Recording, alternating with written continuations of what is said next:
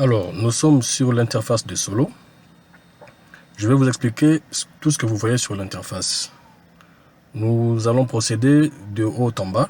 Alors, je commence en haut. En haut, vous voyez une barre qui contient personnel, comptabilité, paramètres et ainsi de suite. Ceci s'appelle la barre des menus. Donc, tout ce que vous voyez comme mots ici, ce sont les différents menus de l'application Solo. Ok.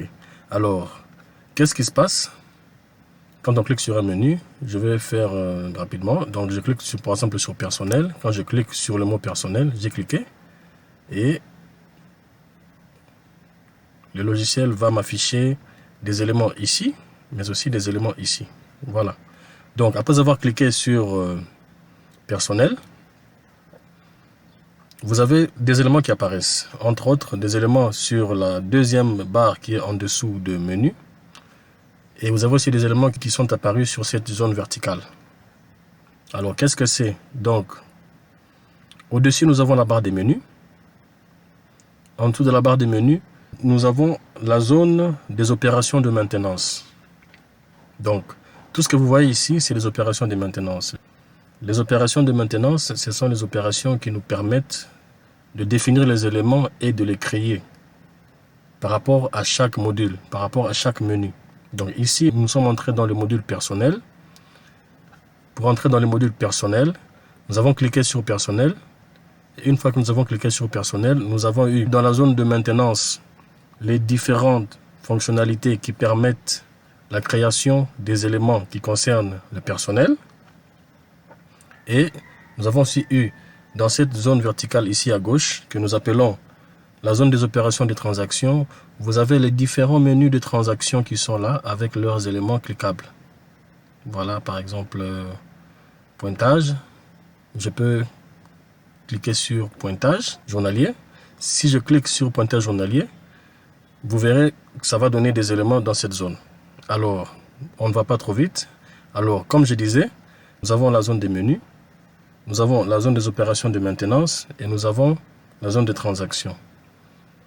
À part ces zones, maintenant nous avons la zone de travail. La zone de travail, c'est celle-ci, là où vous voyez le grand logo Solutions Logicielles. Il est dans la zone de travail. Et vous verrez que dans la zone de travail, vous avez ici site. Donc site, c'est juste